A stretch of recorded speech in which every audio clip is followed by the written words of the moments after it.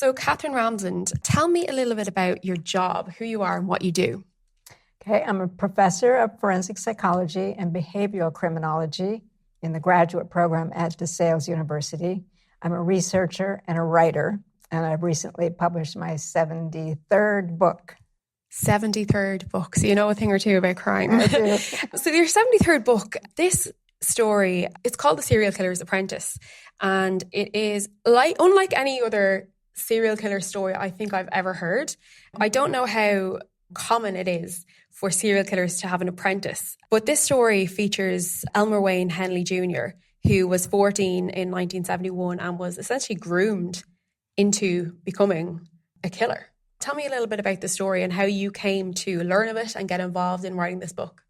Yeah, my relationship with it is kind of complicated because originally I had written some things for the Crime Library, which was Court TV's website. And so this is back in like maybe late 1990s. And my source was a book by Jack Olson about Dean Corll. And he had not interviewed any of the principals at all. He mostly took from police reports. And his book stands as sort of the defining book of this crime, and yet there are so many holes and so much stuff that he completely missed, which I didn't know at the time. Okay. But then I saw an interview that Henley did for a really small little film about his artwork.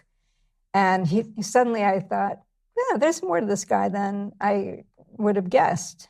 And he interested me. He sounded reflective, and I know he'd been in prison since he was 17. And so I kind of let some time go by.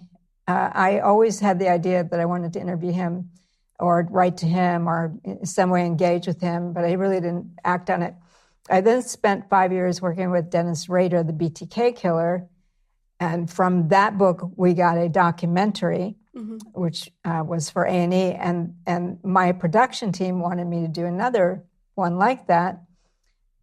And they came up with some ideas that didn't work. And suddenly I thought, this is it. This is time for Henley. Yeah. And as it turned out, my co-author, Tracy Ullman, already established a relationship with him because she had been doing some research on the John Wayne Gacy case.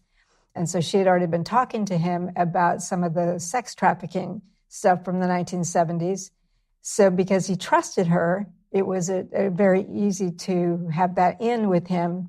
He immediately took to me.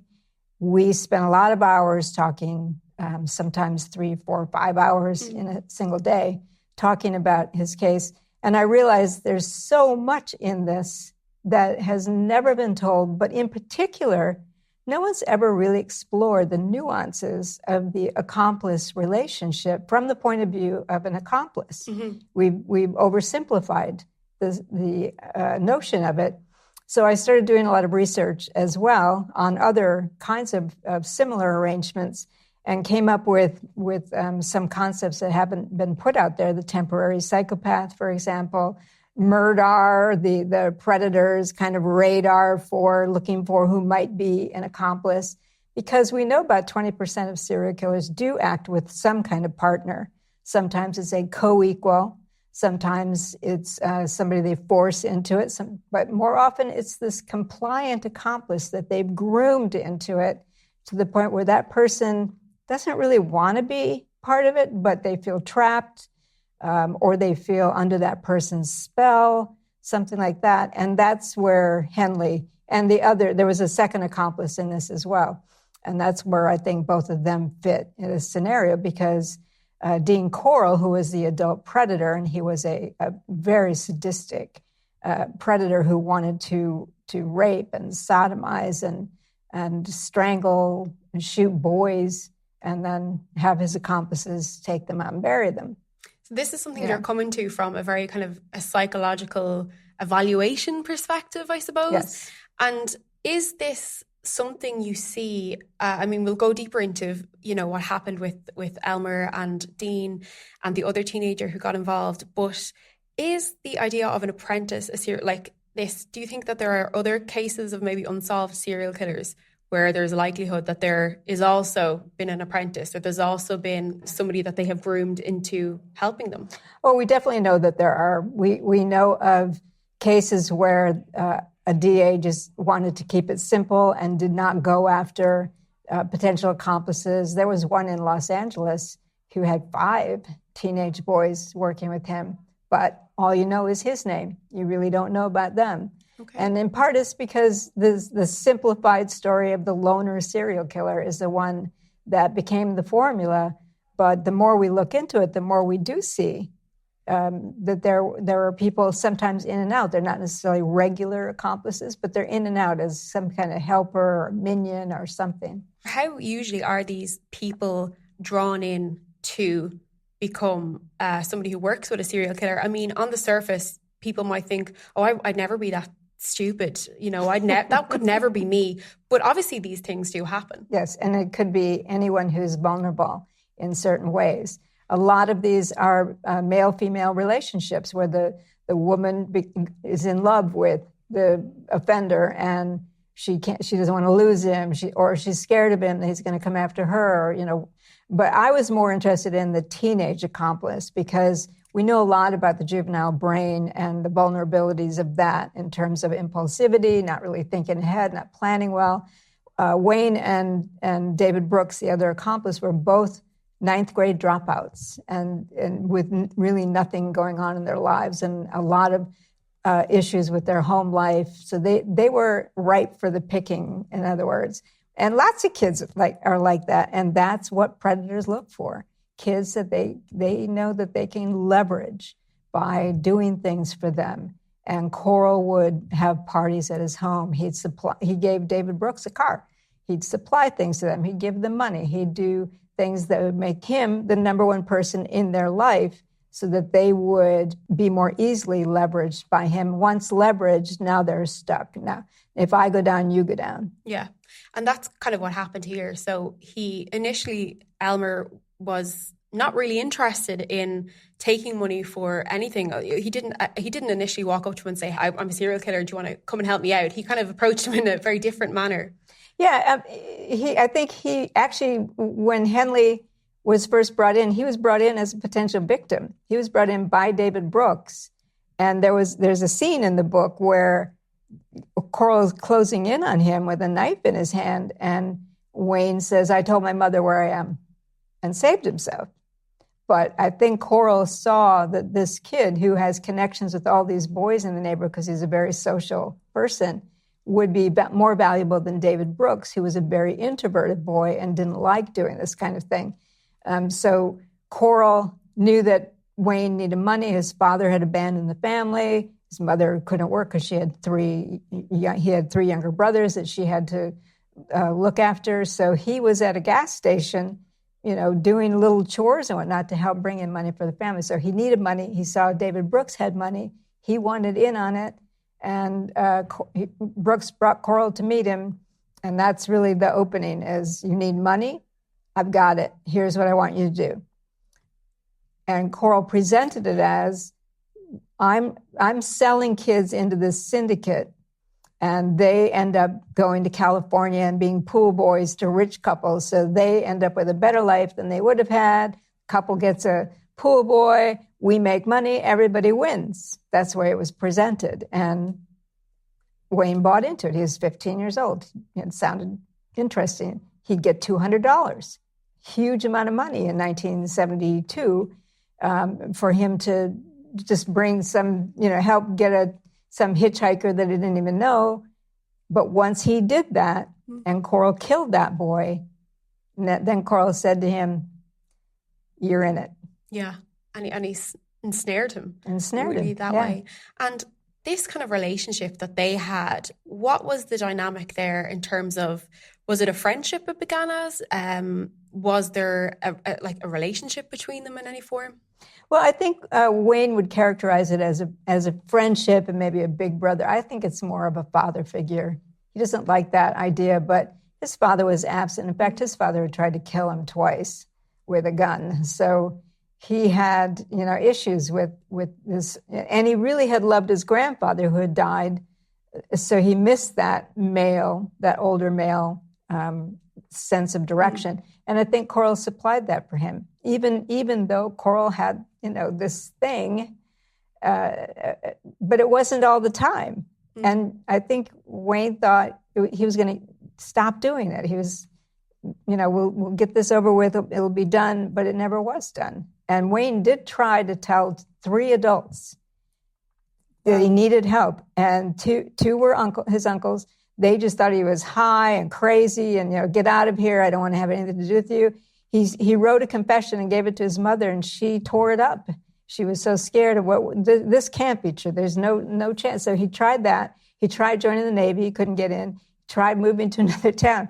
That didn't work out. So he did try to get out of it, but he just kept coming right back in and having to do what Coral wanted him to do. And he was so young. And I suppose a lot of people as well, when you're looking at things like this from the outside, you see it in such a black and white way of, I suppose, a lot of victim blaming in the sense of, well, I would have walked away, or why didn't you walk away? And you can clearly see this. And this happens a lot of time with young people who are groomed into crime or groomed into whatever it might be, or being abused, that they try and tell somebody, and it's either denial because they don't want to, like his mother just didn't want to believe it was true, or thinking that he was crazy. So tell us a little bit about then what their criminal activities were. What was his MO to get these victims for? Okay, he would bring, they picked up a hitchhiker.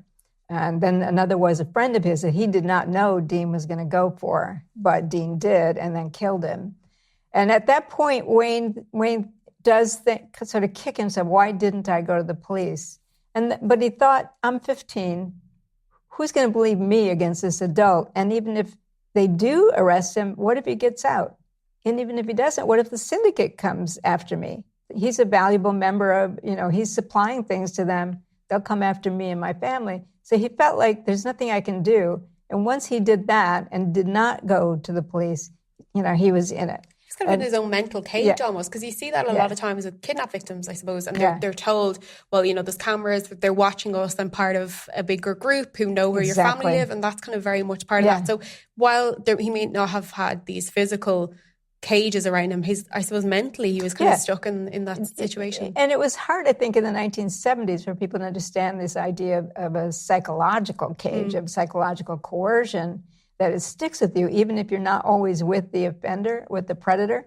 You go home. He had lots of times when he was home and with friends, but he always felt like, what does Dean want? What's Dean up to? What should I be doing for Dean? So he did have that psychological coercion going on as well. I think David Brooks was still getting paid. There's some indicators of that. Wayne says he was paid once and never again. That was it? Okay. But, Wayne's telling the story the way he wants to tell it, and I'm not going to say, oh, that's absolutely the truth. I don't know that it's the truth. But I do know that certainly David Brooks seemed to be getting a lot more from Coral than Wayne was. And he had a room in Coral's house. He had a car. He always had money. He had drugs. He had all kinds of things that Wayne never had. So Wayne was always going home. He didn't have a transportation. He continued to work his job at the gas station. So he wasn't getting any $200 per person, that's for sure. And I suppose the reason we're talking about this from Wayne's perspective, the story from his perspective, is because he's actually the one who ended up killing Dean. Tell me about that. Wayne is the only accomplice of a serial killer who killed the killer to end it. I don't think he thought that's the way it would end, but he always had this notion that one day Coral's going to kill me. He just believed that. And at one point, Coral did go to his mother and say, I'm going to take him away. You're not going to hear from him. You're not going to be able to communicate with him. I'm going to get him a job somewhere else, which is to say he's planning to, Wayne's demise. And Mary, his mother, said, you try that, I'll call the police on you so fast. He is my son and you're not taking him anywhere. So she really made it clear that Coral wasn't going to get away with this. But that was very close to the time when Wayne actually killed him. And that was, he brought 2 friends, a girl and a guy. Coral wanted the boy, but Wayne had this girl there as well, which inhibited what Coral wanted to do, which made Coral mad. So he let them get high. They were huffing acrylic paint and drinking and smoking dope. He let them get high, pass out, and he bound them all three of them. And he then got them to wake up and said, I'm going to have my fun and I'm going to kill all of you. And Wayne, still high and kind of, out of it, couldn't believe that this was happening. And he managed to talk Coral into, look, I'll do whatever you want. I'll help you with this, whatever you want. And so Coral said, all right, but I'm keeping hold of the gun and the knife. But he didn't. He laid the gun down right near Wayne. So Wayne picked it up. And I think when he said to Coral, stop killing my friends, don't do this anymore, I'm not going to let you do this anymore, I think he thought Coral was going to say, oh, what? Okay, whatever. Instead, Coral came at him. And Coral had taught him, you shoot, you keep shooting till your person's down. So basically, Coral set it up to be his own demise because Wayne did shoot, Coral kept coming, so Wayne kept shooting until he was down. And then he obviously died. Yeah. But the interesting thing about what happened is they called it in to turn it themselves into the police. The other two kids thought, well, Wayne's a hero and he saved us, and they had no idea. And had he said nothing, no one would have ever had any idea what he was part of.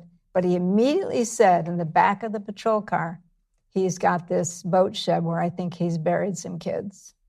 So he offered it. He initiated it. He's never been given credit for that.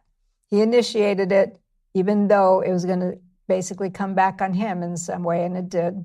But he said, I'll show you where. He thought there were maybe 4, maybe 5 buried in the boat shed. There were 17. Wow. And then 10 more elsewhere. And he came forward with that information. Did he ever tell you why he decided to sort of spill his guts and tell the truth, the real truth about what happened? He said it was such a relief, I'd say so. First of all, to know he wasn't going to die at Coral's hands. Yeah. Secondly, he hated what was happening. He was self-medicating with drugs and alcohol. He was constantly drunk. It's a 15, 16, 17-year-old, constantly drunk because he could not deal with what was going on. And it was such a relief that he just said, I don't care what happens to me. I'm telling everything.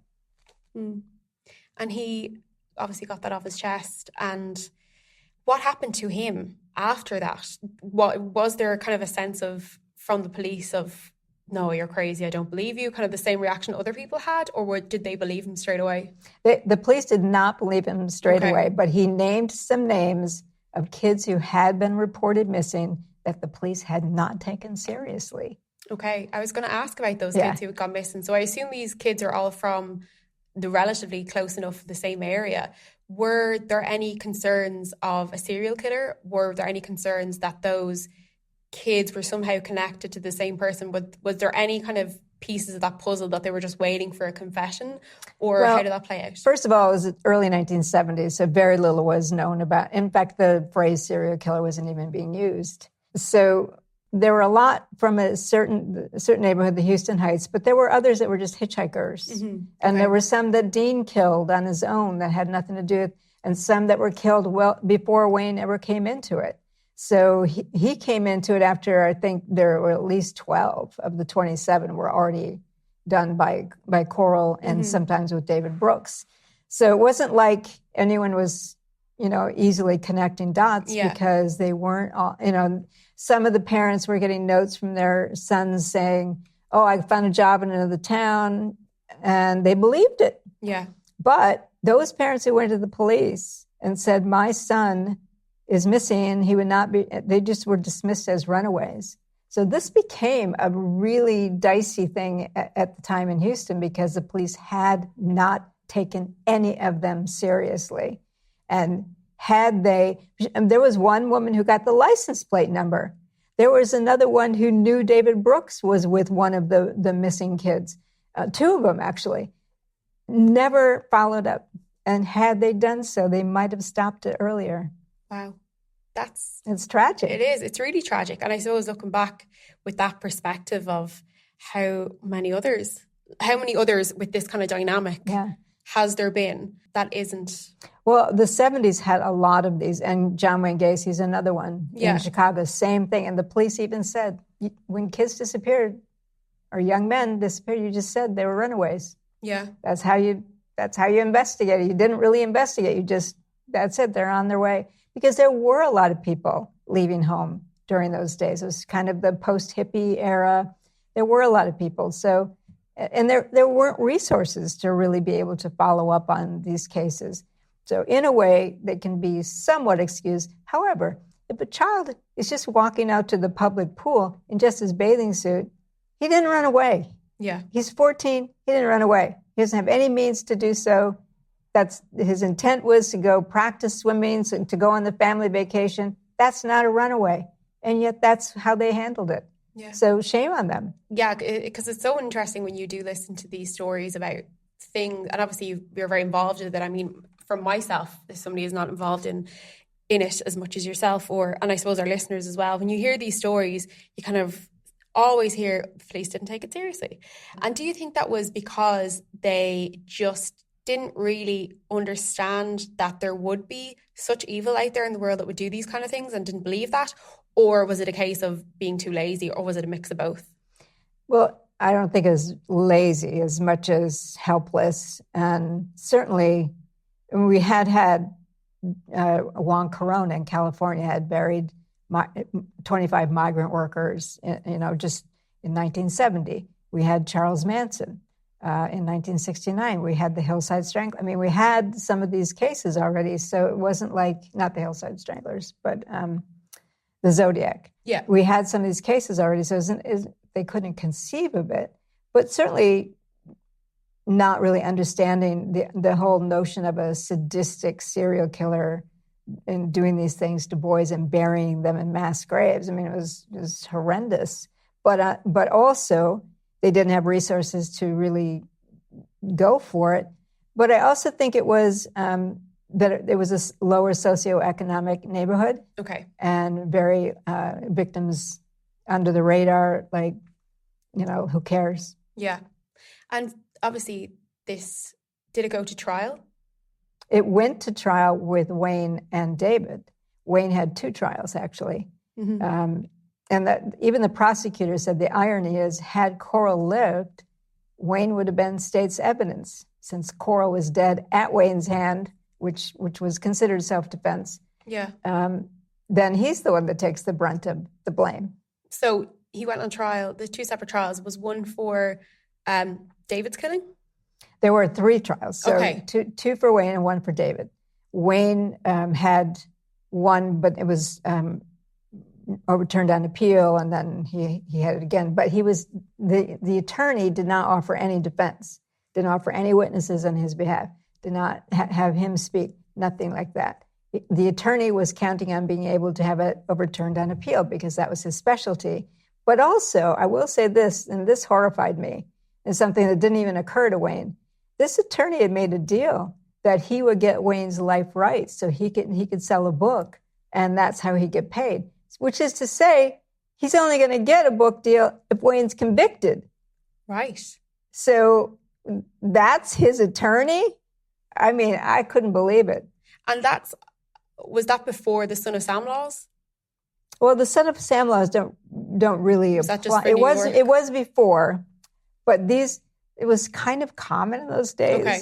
It's very bizarre. I can't believe anybody is allowed to represent someone and they're counting on making some kind of deal. That's but extraordinary. I don't think I've ever heard anything like that. We've seen that, unfortunately. The same thing happened in the Hoffman trial with the Lindbergh kidnapping. Okay.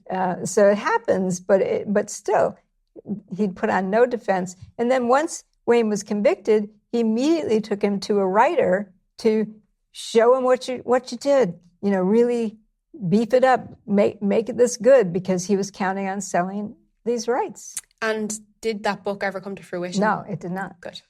I know. Good, right. So tell us then a little bit about Wayne and where he is at the moment. Wayne is in prison in Texas, and he got 6 life sentences. The first trial, he got 6 99-year sentences. So it's kind of a weird distinction. Yeah. The one comes with more chance of shortening the sentence. Yes. The other does not. Okay. He does come up for parole next year. He's hoping maybe the book will help show who he is and show that he's not a danger. He never was a danger. But, it really kind of depends on where you live. Texas is a punitive kind of state. So that was the first thing I said to him when he was talking about, I don't know why I see other murderers walking free after, 25, 30 years. I'm here 50. And I said, you're in Texas. That's why. So how old is he now? Is he He's 68. So he'll be quite an old man when he comes. Yeah, but he's out of still, prison. he's still very articulate. He reads a lot. I think there are things he could do to support himself. So, yeah. And tell us about the process of writing the book with him. How long did it take? Did you do many interviews with him? Did you meet him in prison? How did the process work for you? I did a lot of interviews. We did it mostly over the phone because I had already learned after working with Dennis Rader and some other killers that the prison is not the place to do it because the guards listen in. There's no real privacy. Okay. So phone works better. With Rader, I had used codes and whatnot. With Wayne, he didn't want to do that. So whatever we said is certainly taped if anybody wants to go look. But he wanted to just tell the story from his point of view to somebody who was willing to get it into print. And we spent many hours over the course of a year. I don't know. I can't even begin to guess how many. I know that I recorded at least 75 hours, and there was far more than that, just to get it, get it all down. And then, of course, there's the whole context of it. So we don't know that much about Coral because he's killed, and people who knew him did not know that side of him. So I build out, what do we know about sadistic killers and predators? And, there's some academic aspects to this to try to help explain someone like Coral and how they groom and how they spot the right kind of person who might be a partner. And these, it's interesting. We don't have language for this kind of person, the accomplice. They're not victims like the murder victims, of course. Yeah. They haven't been violated and tortured and whatnot the way Coral's victims were. But they're also not the predator. So we don't have a vocabulary for that in between. And, we can't call them a victim. And yet, in a way, they have a certain victim status. Yeah, and it's hard as well to call him a predator, like you said, as well. And at the moment, obviously for him, I can imagine to be able to have a conversation with somebody who's coming at it from a psychology perspective, somebody who understands the criminal mind, that must have been cathartic in a way for him, as well as sort of probably feeling like he wasn't being shamed for what he was saying. Yeah, and I think he'd never had any kind of psychotherapy, so I think in some ways it was good for him to be able to just say it in a safe, to a person who has professional credentials, who has been trained and, and how to listen to all this stuff. I think it was good for him because he had suffered from PTSD and nightmares. And, when I first started talking to him, he told me he doesn't dream because he works all day to make sure he falls dead asleep and then gets up early. And he was working something like 12-hour days, 2 shifts, because he did not want to have these dreams. And this is this many years later. And I said, well, what if we try to get some dreams out of you? Because I think you're going to find out there's something valuable there. Yeah. And so we did look at a succession of dreams. And you could see through the course of all this how he came. And he also told me, you're never going to get me to change my mind about the fact that I have total accountability in this. I said, I'm not here to change your mind. That's how he feels. Yeah, I said, but I want you to listen to what I also know about the juvenile brain as a mitigating factor, about the temporary psychopath that we know from other arrangements similar to this. I just want you to consider these concepts.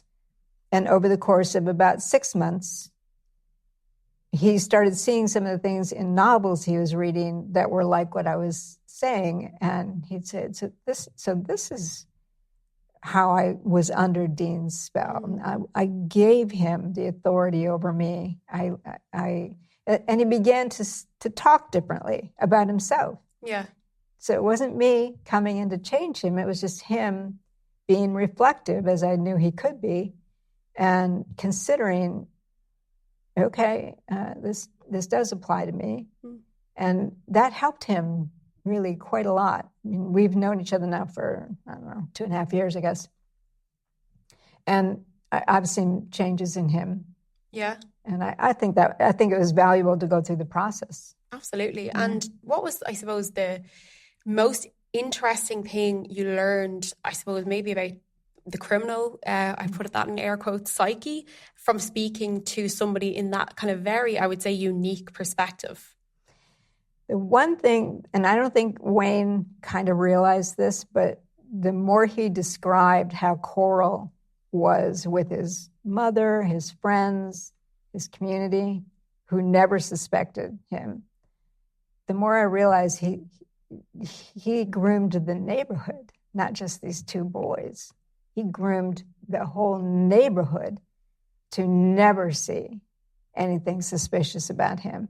And that is the way successful predators do it, to make themselves seem like, if you have a youth minister, for example, or, a Boy Scout leader, or, somebody who's in this position where parents are looking up to them and they're the authorities and whatnot, or the big brothers, or they persuade all the people around their target to look at them in one way while they're actually doing something else. So I thought that was that sleight of hand that a predator can do. And I have a couple of articles that I looked at where predators were in like groups, and they were talking about their MOs, and like, whoa, that's how Coral operated, exactly that.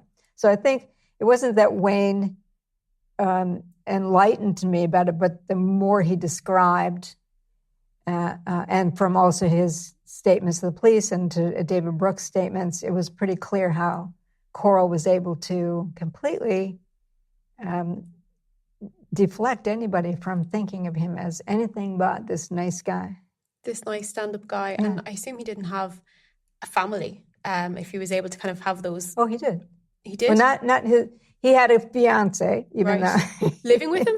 She wasn't living with him. Okay, she was the beard. She didn't know this. Yeah. He posed her as his fiance because that's part of the profile he's presenting to everybody. Is I do have plans to get married. His father was living near him. In fact, he was living in a house that his father owned. His mother had been around, but then she had left and taken. He had a brother. He didn't have any kids himself. But he was living on his own, and that's how he was kind of able to have this mask almost. And he'd even move. Like in the 3 years that he was operating in that area, he probably moved 20 times. Sometimes he'd just leave and not pay rent. Sometimes he damaged a place and just, left in the middle of the night.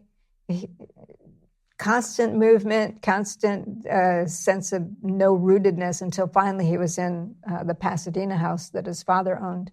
And there was where he really probably did some of the worst things and really escalated what he was doing. There was that final summer before he was killed in August. It was just constant.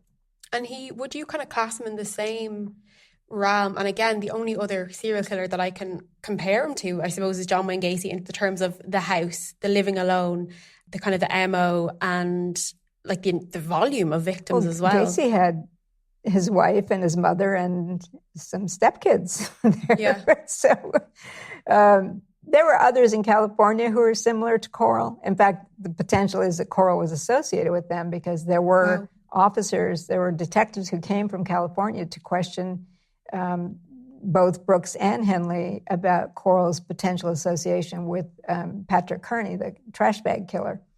So there were others like him, but that kind of operation, most of them they'd go pick someone up and do something in a car or a van or something, but to have them come into your house, Now, with Gacy, of course, he was burying them underneath the house. That was not coral. He had a boat shed, and then he took them out on a beach and on property that his family had a lake house.